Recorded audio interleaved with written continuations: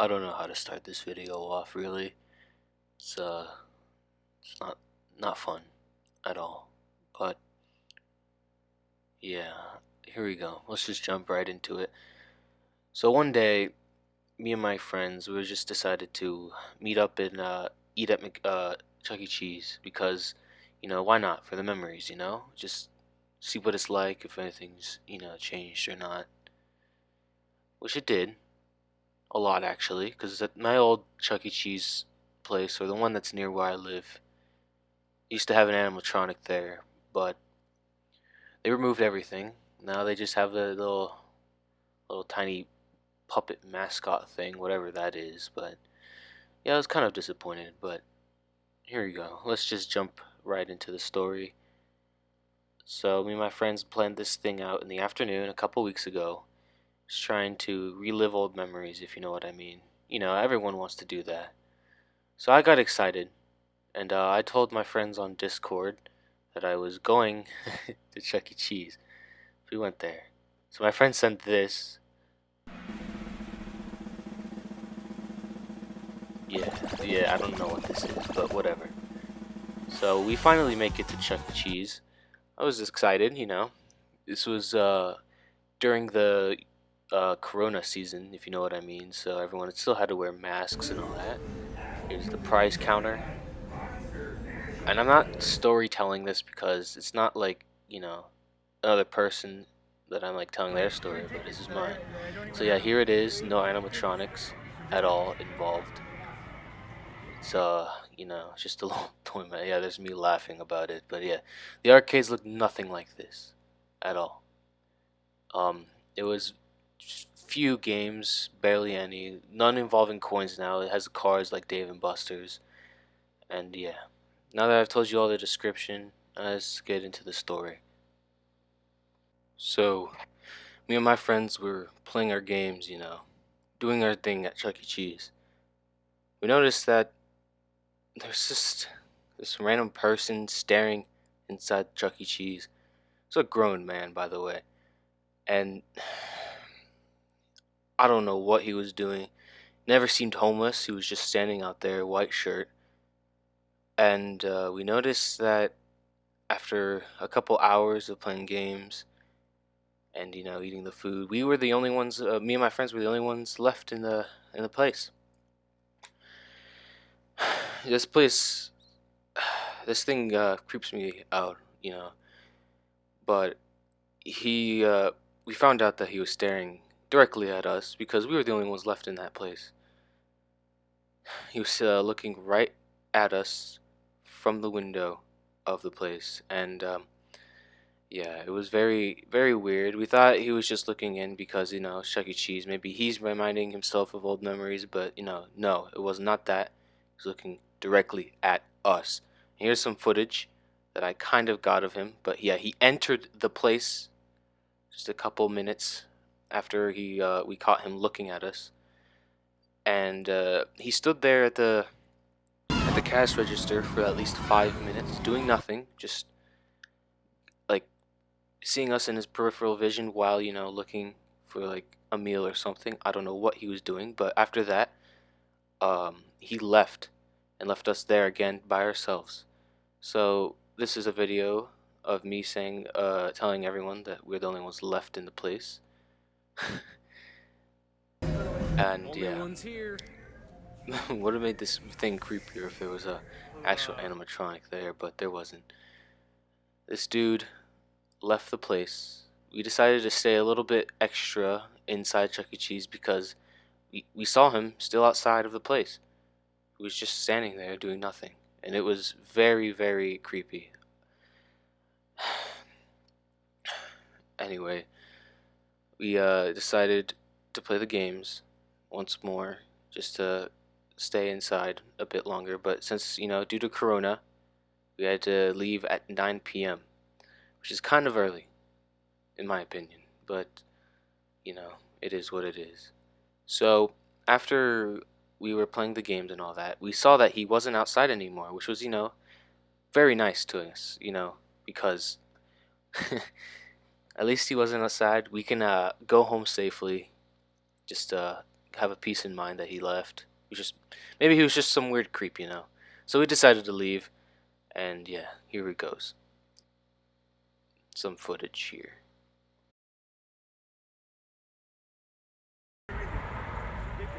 Oh, he's gone now. Okay, I'm back. Sorry, I had to take a break, but yeah. So after we left the Chuck E. Cheese, um, he was gone. Like I didn't see him. So I decided to say goodbye to my friends. We took a picture, and you know, for the for Snapchat and all that. You know, teenagers do teenager stuff. So I decided to leave.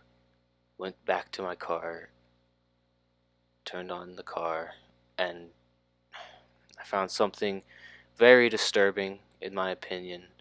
Very cliche to be certain, actually, because you know all this movie kind of stuff where the bad guys in a van, watching people, planning something. Well, yeah, here it is. I noticed he was in this white van, very kind of clean white van, but he was in there, and yeah, here it is. Here's the footage. Okay, there he is in the van. Chuck E. Cheese. This is weird, bro. Yeah, that was directly outside Chuck E. Cheese. It was not pleasant to see that at all. I was kind of scared because, well, I don't know what this man's intentions were at all. Not then, by the way, but now it's very creepy. Um. Anyway, I decided enough is enough. I drove out the parking lot and decided to head home because I had enough with this guy. This guy was too creepy, in my opinion. So yeah, I checked over the prize stuff that I got from the tickets and all that just to make sure I didn't leave anything behind, and I'll show you some of the stuff that we did at Chuck E. Cheese. Here's a picture of what we did. There's another something I got from a prize. Another, I took this token. I found it on the floor. Reminisce old memories is the coolest thing in my opinion that I got. Whoa. Okay. Here's the creepy part. If anything else wasn't creepy before, this is the creepiest part. So, decided to head home after, getting creeped out. I drove inside my neighborhood, just having a grand old time. And I went and finally got into the neighborhood gates, opened the door, and I noticed that, yeah, he was right behind me following me. And this was weird because my neighborhood is gated, so it's just like no one, everyone there, everyone's car and everything. So knowing a white van that you saw from Chuck E. Cheese, didn't know who this person was, now you know that he's following you. So I stopped at the stop sign near my house, and I had to gather my breath. Then I noticed that he stopped right behind me, and yeah, that was a big no because all of a sudden his car, the lights off his car turned off, and I noticed he was parked. And this is where I froze. And I'm very upset with myself that I froze here because this was not a good time to freeze. He walked slowly to my car. I was breathing heavily. I had no idea what to do. And he came right to my car, looked in the window for a couple of seconds, dead awkward silence. I barely could not even see his face because of the darkness, but I could see that the beard was there, and I knew this was exactly the same exact person as before from Chuck E. Cheese because of the light post. And when he was in the car window, he tapped on my car window and said, "Hey, can I talk to you for a second?" That freaked me out. And in that moment, I flipped a switch in my brain.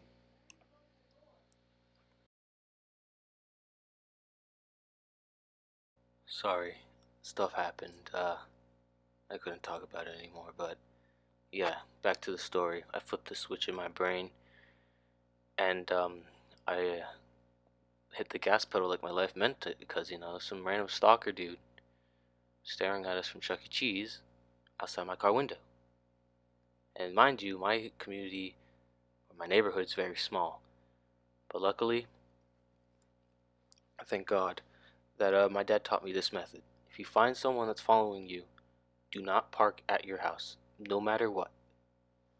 Always, and I mean always, go in circles from your neighborhood. Like, just keep going in circles. So I called my dad while I was doing that, freaking out. So I called him. He's like, okay, keep doing what you're doing. Don't mind, anything else. Just keep driving. And I was like, okay. So after that, he called the cops. I was still going in circles, man. And I didn't know what really to do because I was freaking out that I was just going in circles. I couldn't get any footage of this because my life depended on this, to be honest. Because this dude, random dude, still following me for no reason at all.